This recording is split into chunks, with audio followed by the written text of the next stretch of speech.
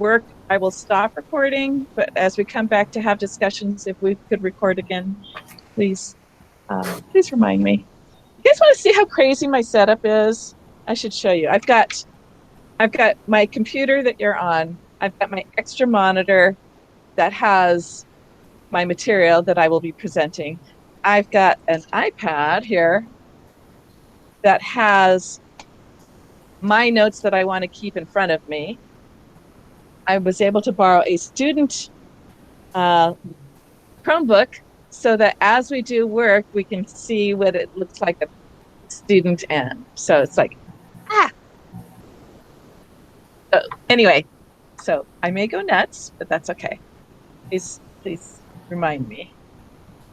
So share self-teaching hypothesis. We don't have to consciously learn every word. We don't consciously have to memorize every word. Once we have that content knowledge, we know our letter-sound correspondence. Once we have the ability to put the sounds together, once we have the ability to map the sound to the symbol in sequence,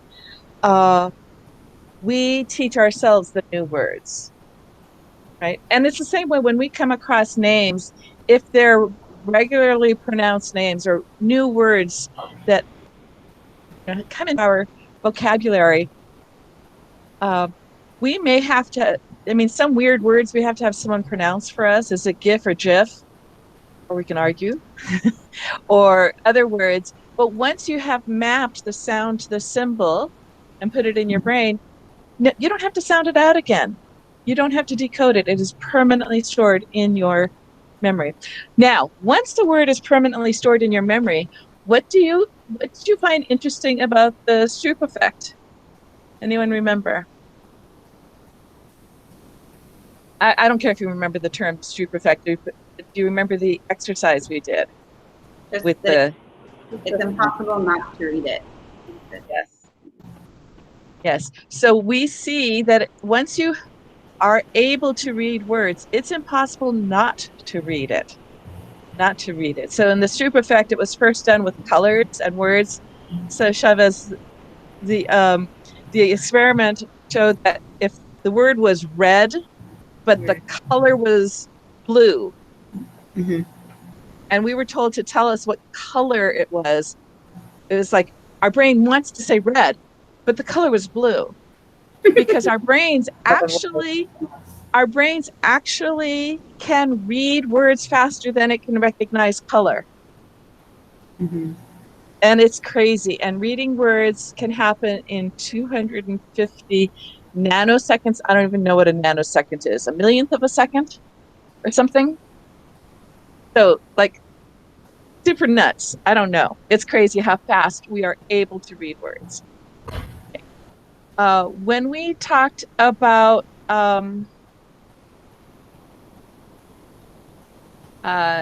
the simple view of reading, who has a memory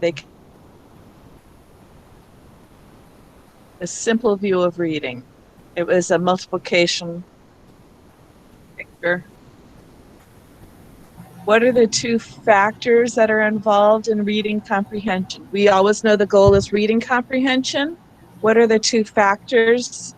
Decoding and what was the R? Was it RL?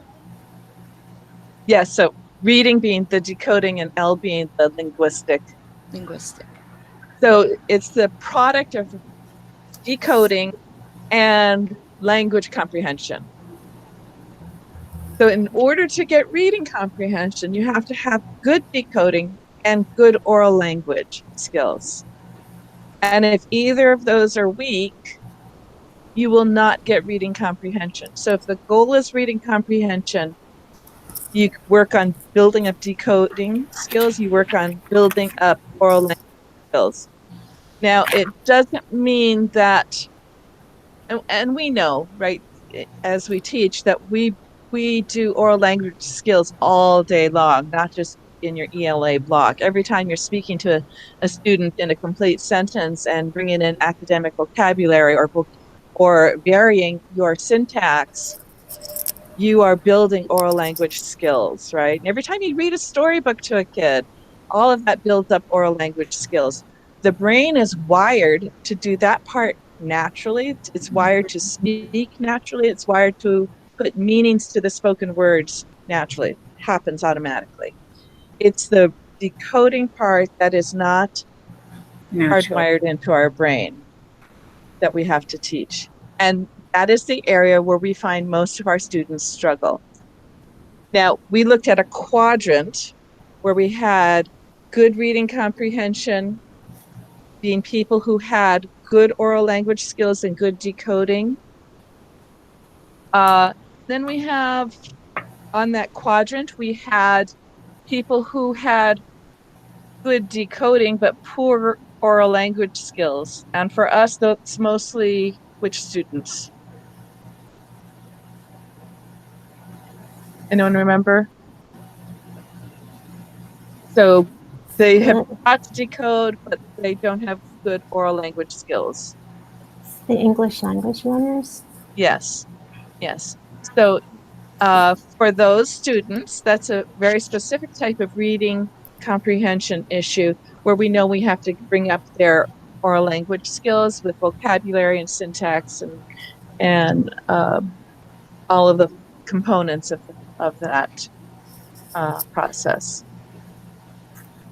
Most of our students who have trouble with reading comprehension are the ones for whom they need help in the decoding. And we see it all the time when we say, hey, if I read it to the kid gets it, the kid understands it, but just reading comprehension's in the tank. So one of the ways that we boost reading comprehension is by making sure that our decoding is as good as it can be. Okay. I yesterday asked if we could do an experiment at home with a glass of water and 2 straws. Was anyone able to do that? Okay, I'm going to do it, but I want you to predict. So here's my question. 2 straws, 1 cup of water. If I put 1 straw in the water and 1 straw out of the water, when I suck to get to drink water, not just when I suck in general, how much water am I going to get? What is your prediction?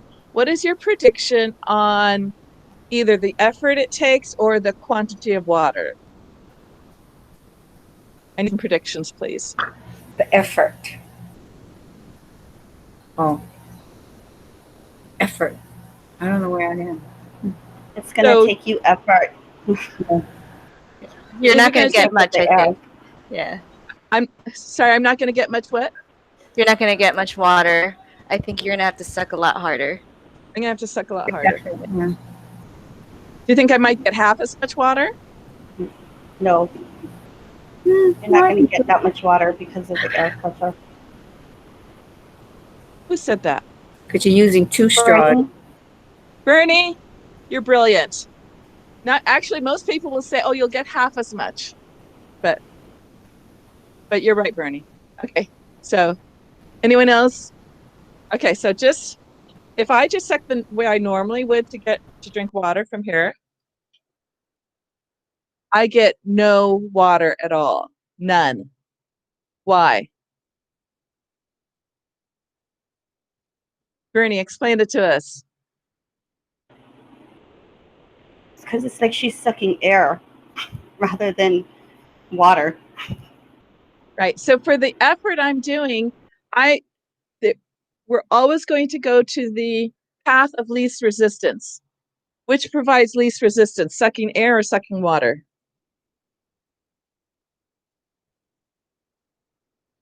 Air, right? The air. Sucking air takes less resistance. So with my same effort, I get no water because path of least resistance, air weighs less than water. I'm always going to get air. If I suck really hard, I'm going to get some water. A little bit. A little bit. Okay. My point in doing that is that the path of least resistance is not just about air pressure, air and water. It's in everything we do in life, right? So kids take the path of least resistance.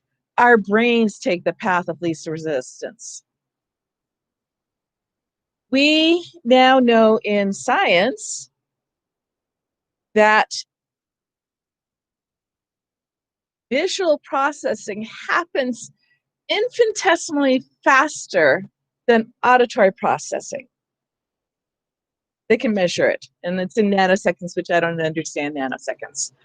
But so if we want to target auditory processing and we use both simultaneously,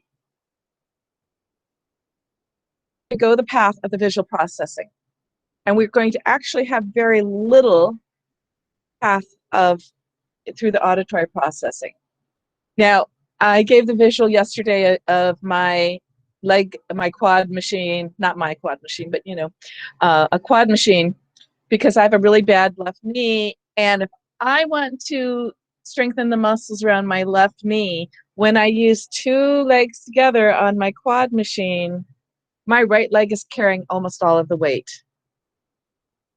And if I want to strengthen my left knee, I have to drop the weights down and use my left knee alone, my left leg alone to build up those quads. Okay. So there was a point when I could do no weight with my left leg, none. I had to use two together. And my left leg would just kind of ride along with my right leg in order to get the muscles going. And then slowly I dropped all the weight down and I made it very easy. And I would try just no weights, just doing with my left leg. And then I could add a little bit of weight and do it with my left leg. Okay. The part of the brain that Dr. Dehane, Stanislas Dehane, I can never say his name, Dehane, the guy who does that cool stuff with the neuroimaging,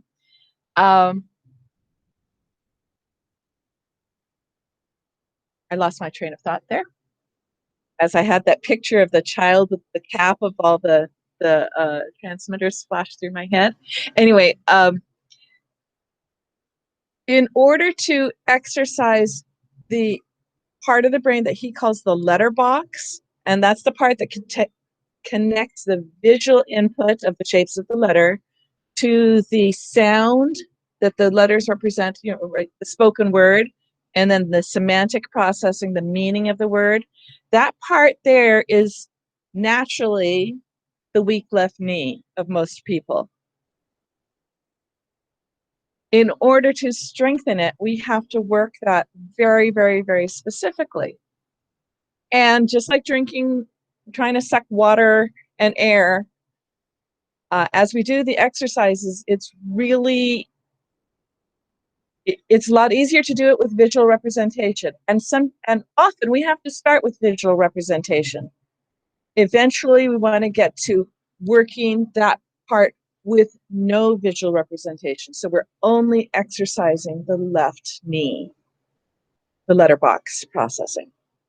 I'm going to keep referring to it as the left knee. So when I say that, well, you know what I'm talking about?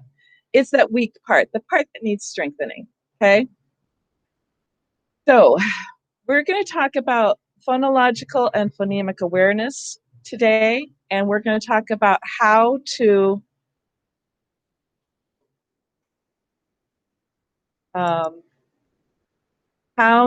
scaffold so that we remove that supporting right leg, how we remove the visual representations in order to get to just the auditory processing part.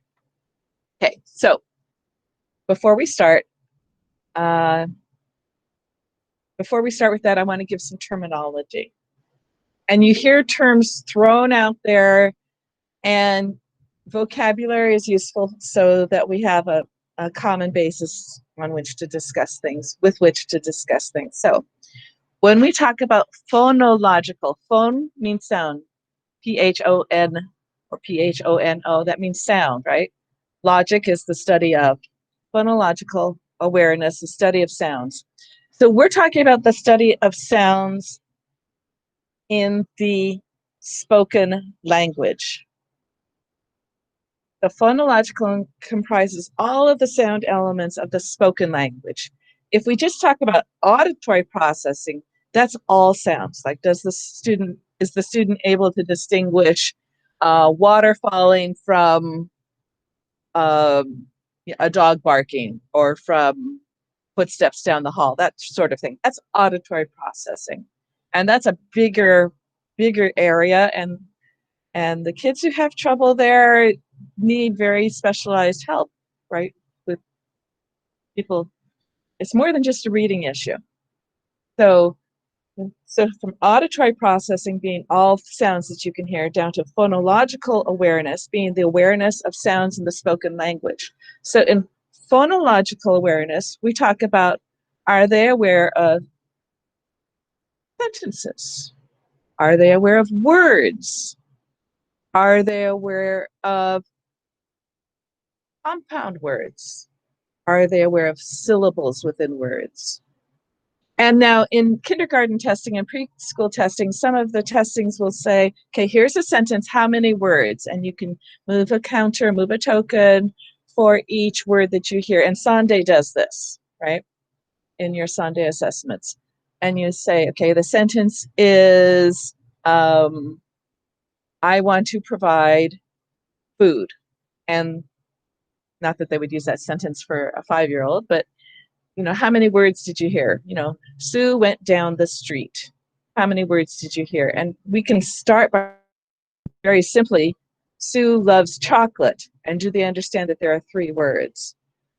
And then further on, are they aware that we consider articles separate words? Sue wants the chocolate bar. Because, in some languages, articles are smashed onto the noun itself. So Japanese language, right, the article is attached to the end of the word. But in our language, an article is a separate word. Are our students able to hear that and distinguish it? So distinguishing separate words. And then we're talking about distinguishing syllables. Now, we're going to take a break, and I'm going to ask you to define a syllable. We're going to get back to the phonological and phonemic. My pen just ran out. But let's take a second and define what a syllable is. If we want a student to be able to tell us how many syllables are in a word, how do we get them to distinguish what a syllable is? So anyone who's been in the classroom and who has had to do this, what do you do? I would define syllables as the number of sounds in a word. Cat has 3 sounds. How many syllables? 2.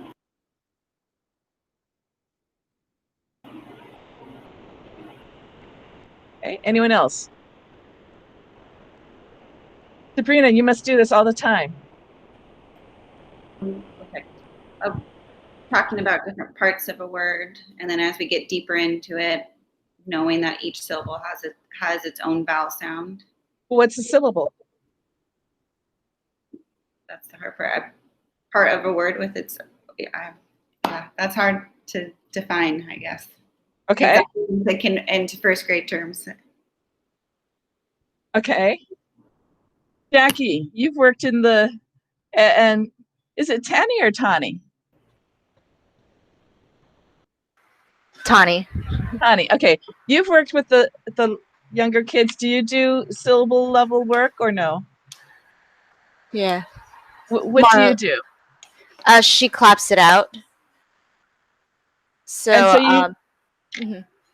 So she says a word and then she breaks it down and she claps it, and then I guess she writes out, like I guess what you did yesterday, how she did the lines of each syllable and then she writes out which letters go in that line. Okay. So all of us intuitively know what a syllable is pretty much, but it's very hard to describe. So I'm going to help us with that. So yesterday, did I bring it up? Okay, so you know how many tabs I have, and of course the one I wanted first, I've lost.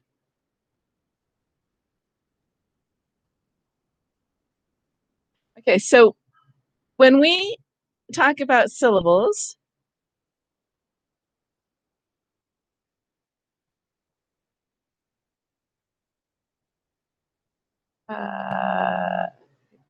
here we go. When we talk about syllables,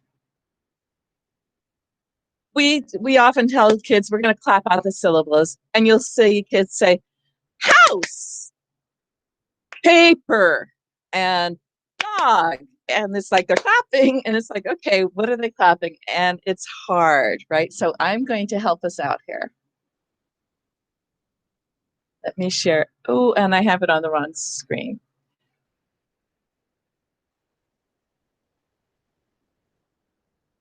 So what we're going to do as we talk about syllables is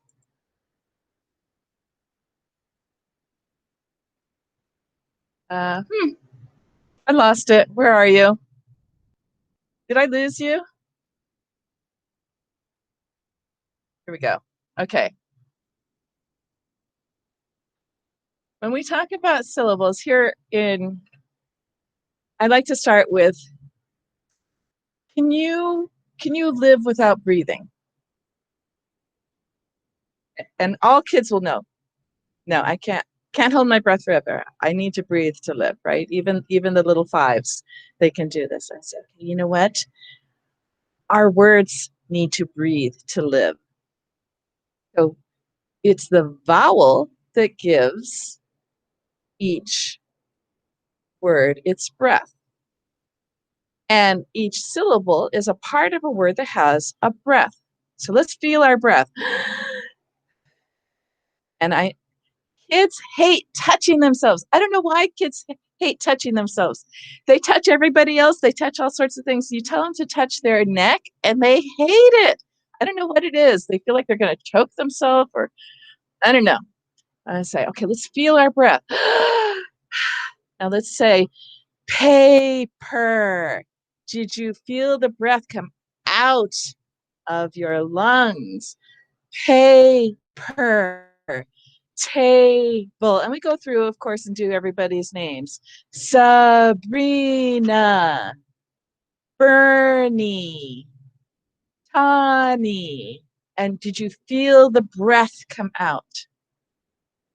And so we'll talk about the breaths. Eventually, I'll connect it to the vowels, which I will do for you now. But, for students at the very beginning, I often just talk about the breath. And then I'll talk about the breath connecting to the vowels.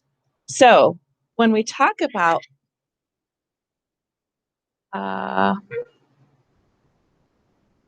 where is it? I lost my pen.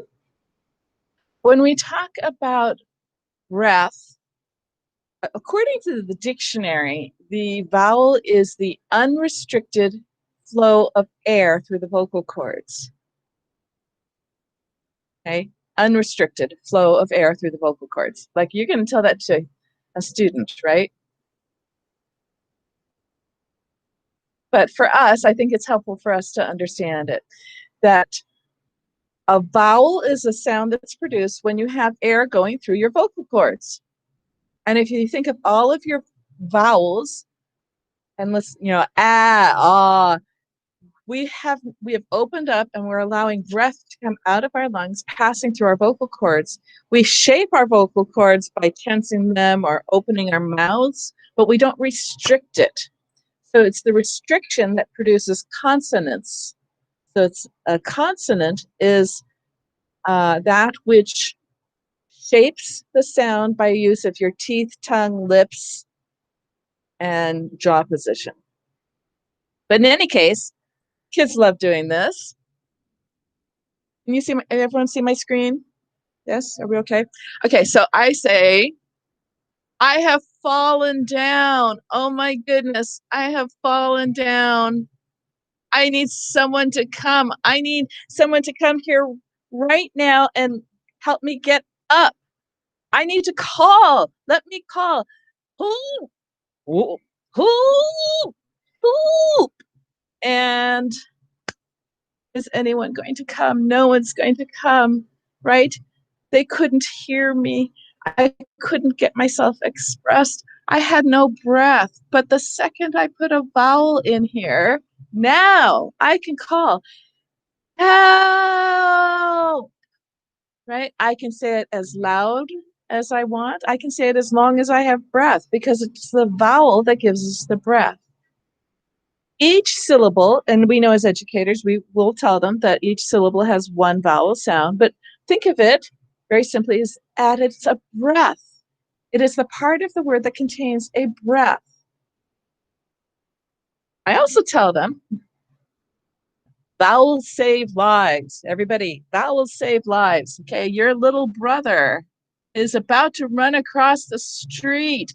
You need to get his attention because you see a car coming. What are you going to say?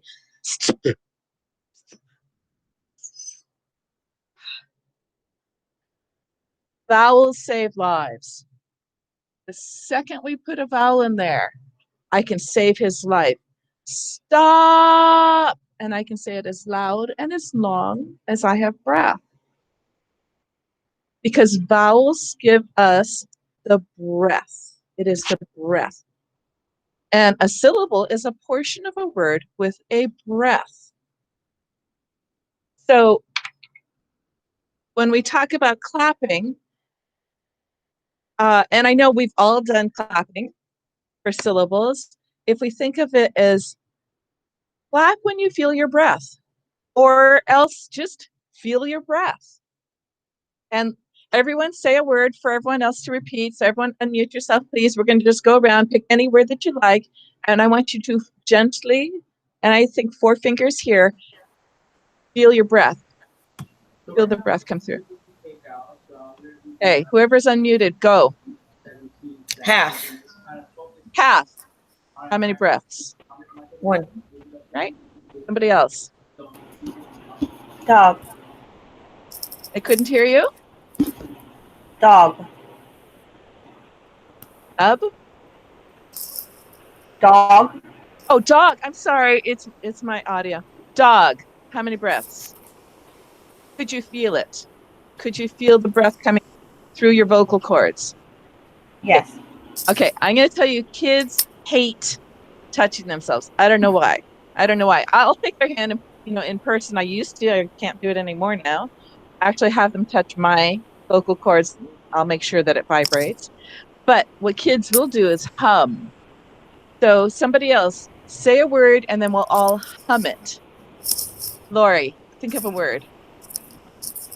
Playground. Playground. Hmm. Now hum it. Hmm. Can you feel your hum? Often kids are more willing to feel their hum than they are to touch themselves. I don't know why that is. Somebody else.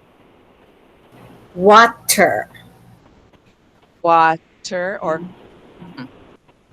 Water. right? Can you feel it? Mhm. You feel the breath? So it vibrates your vocal cords because vowel sounds vibrate your vocal cords. Okay.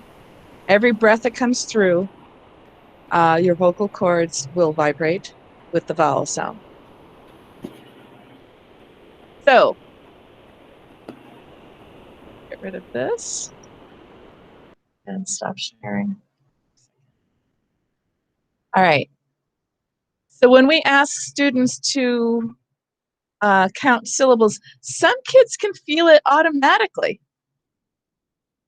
They just, remember that as we looked at the continuum of our readers, some are very intuitive and learn with almost nothing, and some take a lot of more explicit instruction.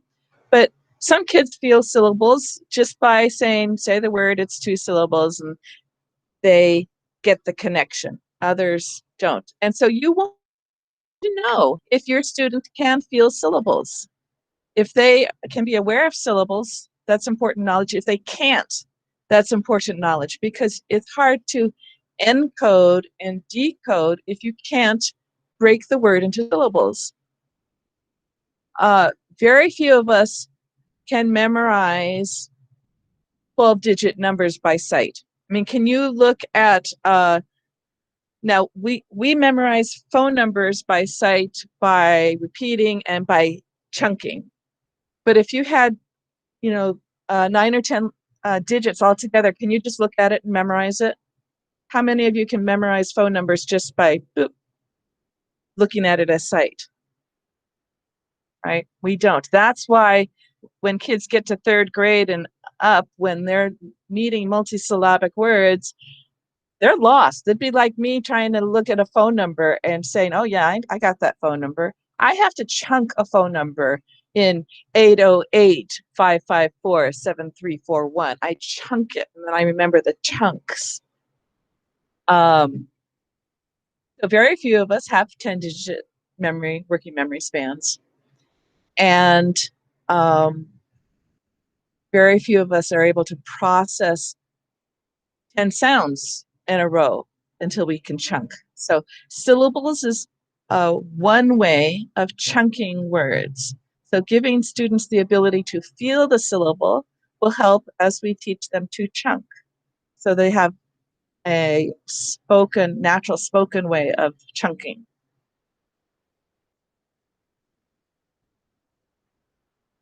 Okay.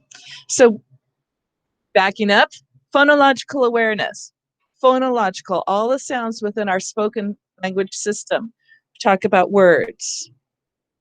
We can talk about compound words. Do you hear that doghouse is really 2 words?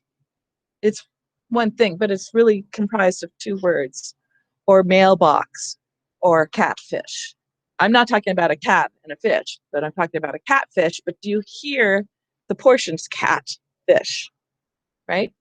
So words, compound words, syllables. Are they able to distinguish the number of syllables and what the syllables are?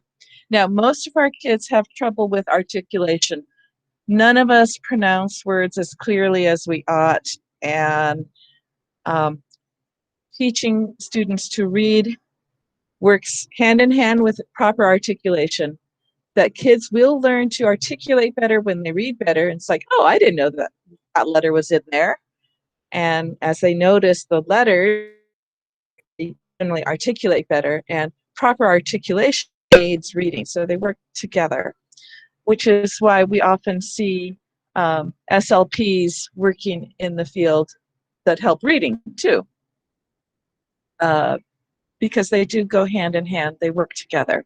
And that if you have a student who is in a speech path, you want to then know what sounds the student is working with, so that as we teach reading, that we're aware that that student either doesn't produce the sound well, doesn't hear the sound well, or what scaffolding the SLP is doing to help the student. Like, are they saying, where's your tongue position? Find where your tongue goes, or what's happening with your teeth, or whatever is happening. So if you happen to work with kids that are also getting speech help, we want to marry the two. Okay, so phonological, words, compound words, syllables. We're good on that? Then we go down to the individual phoneme. A phoneme, the EME ending, refers to the smallest unit. So phoneme is the smallest unit of sound in the spoken language. And we have a hard time, as literate adults, we have a hard time getting back to phonemes, because we're always going to use, the reading, once you read it, it's stuck there, you see it. That reading part, the visual representation can interfere, but we want to get back to isolating just that processing part that deals with sounds. So we're going to say some words, and we do this with kids, and all kids benefit by having this until they are solid. Not meaning that you should continue with other things, but every day, if you have a minute or two of just practicing identifying sounds in a word, it helps our students.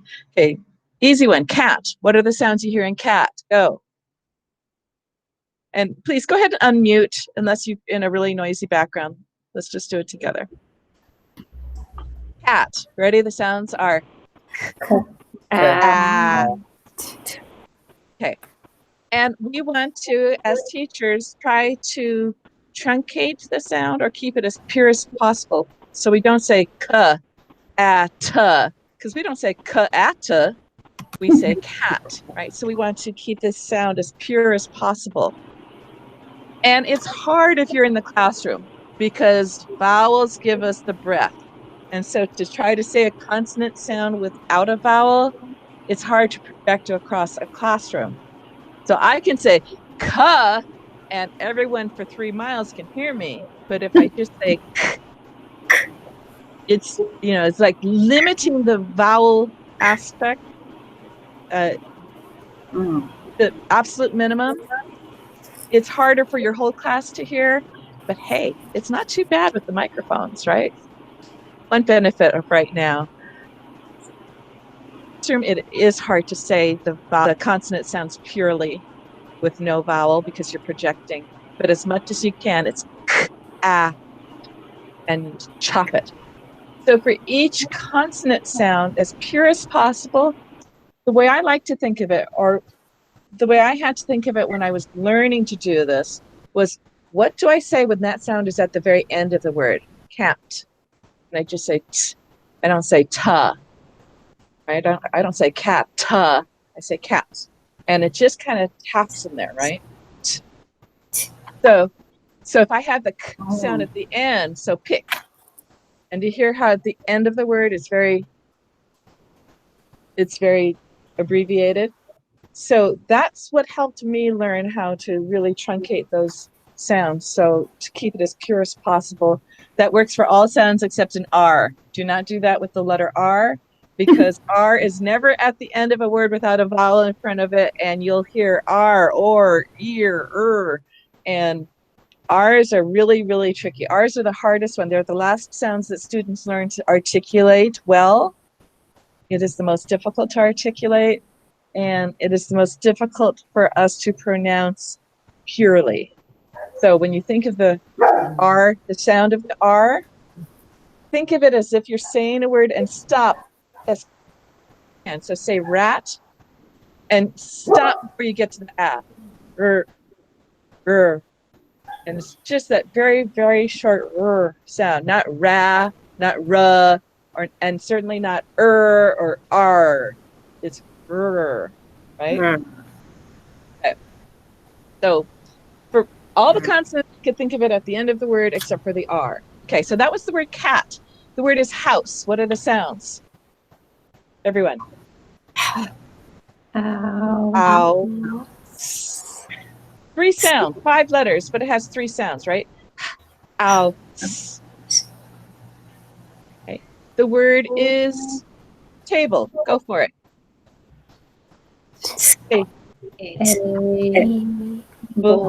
Ooh. Right? The word is, we did the word yesterday. The word is suede. What are the sounds? A. So, and in a small group and whatever group, whenever there's downtime as I'm fiddling here with, trying to get the screens up, I'll just say a word, break it up, segment it. So that's called segmenting, is when we are able to separate the word into its meanings. So, and many of our struggling students have a difficult time with this. So any practice we give them, if you're walking down the hall, if you have a downtime and you're, whatever it is you're doing, and they say a word and you say, oh, let's break that one into sounds. Okay, go. And the word was tree. And TRs are impossible for our kids because they R. tree. They say Tree. tree, and they'll say it's tree, and we'll say, you know what? That's how we say it. And there's a lot of discussion in education right now where we talk about honoring the language students are loved in. So if Pidgin is spoken, if whatever regional dialect is spoken, we need to honor it. We can't say, oh, your mom doesn't say it correctly, right? So we honor the language that the students are loved in, but we want to bridge it to academic English. So when kids say tree and they say the sounds are ch, r, e, and I say, great, that is exactly what you said. In school English, and what we have to do for, you need to think t, r, e. So if you hear yourself saying ch, r, and train and truck, in school English, we need to think ch, r, k, r, n. So we want to honor what they receive in their home. We don't want to dishonor it, right? We want to honor it, but we want to bridge it to academic English. So when they say tree and they spell it with a C-H-R-E or C-H-R-E-E, and you say that those are the sounds you heard, great. English language, the way we have it spelled, we have no words with C-H-R that say tr. So if you hear yourself saying that, let's take it back to a tr, tree. And so when I'm modeling with the kids, I try to make sure that I'm modeling it as accurately as possible for the situation and say tree. But however it is, so someone else, another word, and let's break it up.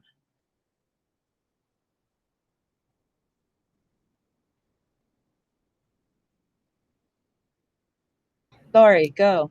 Carrie, go. Somebody. Shirt. Shirt. Sounds are sh, t. Now the R controls the R, or. Linguists argue, and if linguists argue as to how to count those sounds, we're not going to solve the argument. We're not going to. Do what supports your teaching. So if we're teaching we teach right? We teach ER, IR, UR, EAR, say, or OUR, and whatever else you might get to eventually. Say So call the sound And actually most linguists will say is a pure sound. They have a symbol for it with a little squiggle and a line for the sound, but then when they go to R, they have a different symbol, and then they have different ways of marking it. Beyond me. It's beyond me. But what supports us is we know we're going to teach them AR, so let's identify farm as R.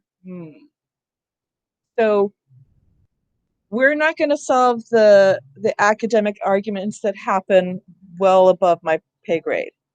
We're going to take what we can do to support our instruction of the students, right? So we teach AR and OR and EAR, ER, UR, IR. We'll use those sounds. Okay, so the trick is when we get to the word like bear. And the word bear, some people say it's b-air, and there are linguists who say b-air. Because I have taught the EA says A, I'm going to say b-a-r, right? For bear. That makes sense? And if I have the word tore, I tore a hole, I can do t, or, and I have a silent E on that word. And it really doesn't matter. But when we're talking about sounds, we don't talk about silent E's. We're only talking about sounds. It's only when we then map the sound to the symbol that we talked about, silent E's and what it's doing. Okay, so sound exercise, segmenting. Can they hear the sounds? And a lot of kids have difficulty.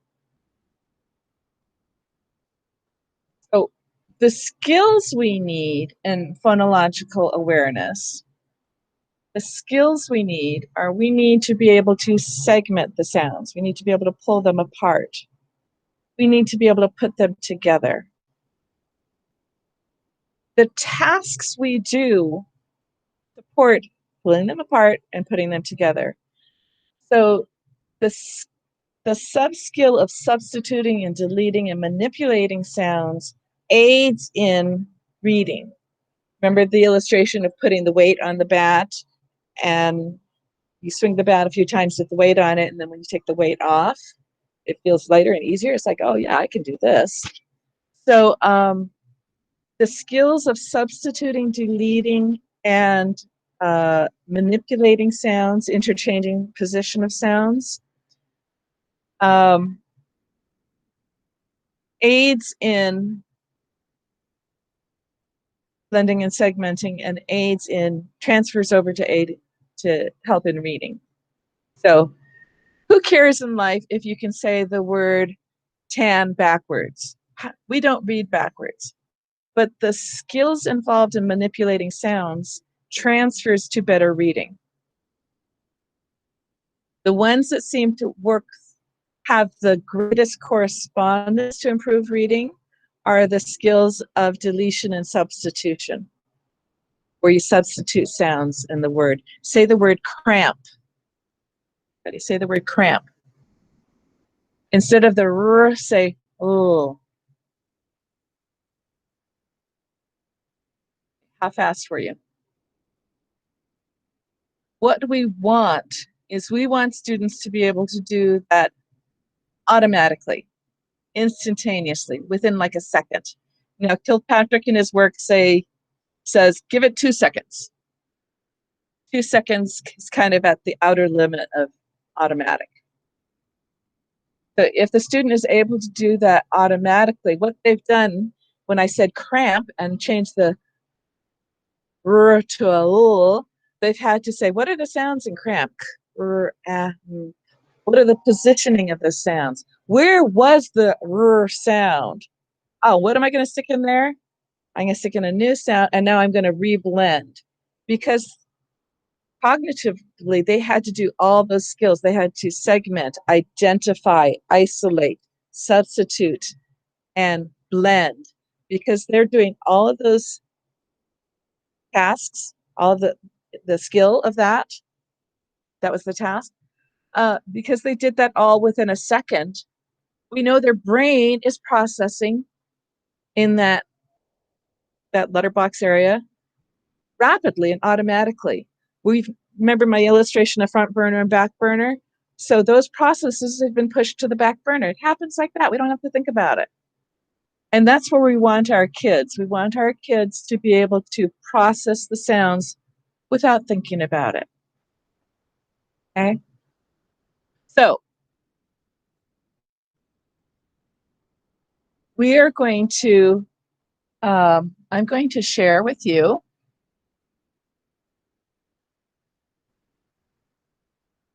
I think I just moved things around again. I'm going to share with you this Wakelet. A Wakelet is like a Padlet, except it's free. Oh, wait. And it's not as, you don't organize it as, they're getting prettier in the organization, but it is a way to just store resources, store things. So in this Wakelet, the first item in this Wakelet, and I'll present my screen so I've got it on the recording. The first item is the past test.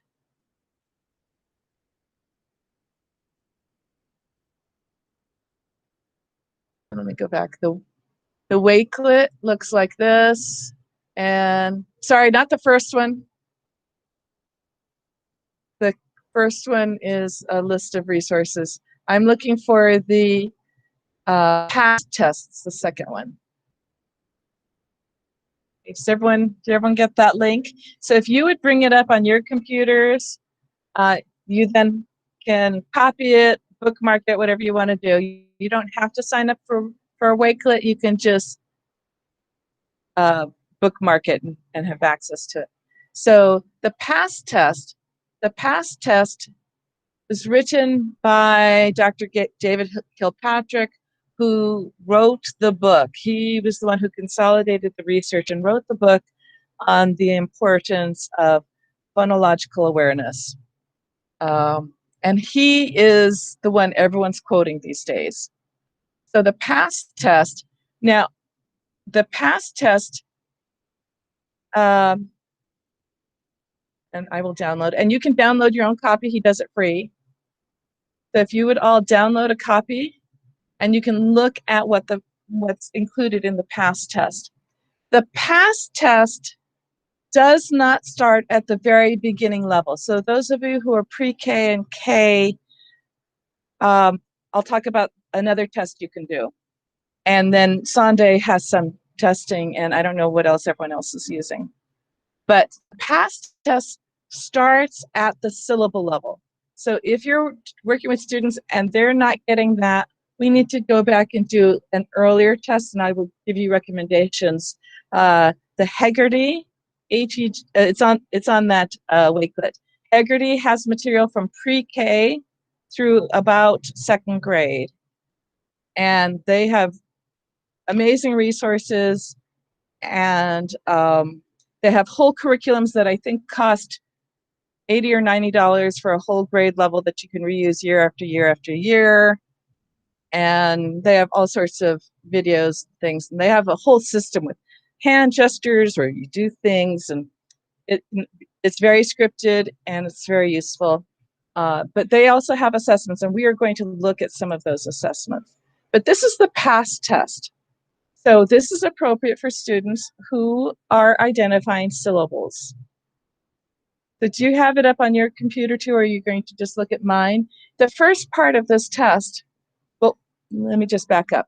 He wants you to identify how many a student can get correct. And then what makes his test different from some other tests that have been in use is that he asks how many were automatic. How many could the student do within that 2 seconds? Basically, like that. Because we want to get the automaticity. We want the student to be able to identify things that quickly. When they're doing things that quickly, we know that it's solid and we can move on. So it asks for correct, and it asks for how many were automatic within 2 seconds. And it's very scripted. Say bookcase. Now say bookcase, but don't say book. Hopefully the student says case. So if your students are at this level and beyond, it's very, very useful. If your students can't do this level, we have to back up and go earlier than this. Okay. So it's very scripted, and he has instructions laid out, and you want to practice doing this before you do this with a student. Because if you're stumbling over, say feet, but don't say F. Oh, wait. I just blew it, right? Because we're working with sounds, not letters. So we all say that phonological awareness and phonemic awareness, when it's purely phonological or phonemic, can be done with your eyes closed. And that's where you want to get to, is the student doing it just processing the sound. Remember my illustration of drinking the water? We want to have no easier pathway. But can they do it with just the sound? So can you say guide and change the g to a r And I'm not saying g and r, but g, change g to r. And if the student immediately says ride, they've got it. And if the student says guide, guide, guide, gyre, gyre, no, guide, oh, and they go through that, they're not automatic. They might eventually get there, but they're not automatic. So we want to listen for, are they correct and are they automatic? Now, I have issue with the way he indicates right and wrong. He puts an X if it's right, and he puts a 0 if it's wrong, and he puts a 1 if he does it, if a student does it in more than 2 seconds. And as a teacher, I cannot put an X for correct. It's like goes against everything that's innate as a teacher. But I make my own, my own legend, and I say plus or check mark means correct, or C means correct, and another mark means automatic, and an X means wrong, or a 0 means wrong. Whatever it is you're going to do, it's just like I tried to do what he said to do, and I couldn't do it. I kept putting X's in the wrong places. But so whatever it is you're going to mark, you want to mark automatic, correct, and incorrect. And we want to be able to see where the student is struggling. So I'm going to turn off the recording for a second and ask you to take 5 minutes or so, maybe 10 minutes, 5 minutes and a 5-minute break, whatever, to go through and read over these and see if you are able to, you believe, isolate the sounds and go through, look through all the different levels, isolate the sounds and understand what it is assessing, okay? So I know it takes longer than 5 minutes to really read through the instructions and the test, but primarily right now I want you to have an understanding of what we're assessing. And we'll come back at 9:20. Okay, so take a few minutes and then take a break and we'll come back. Are we all good with that? 9:20? Okay.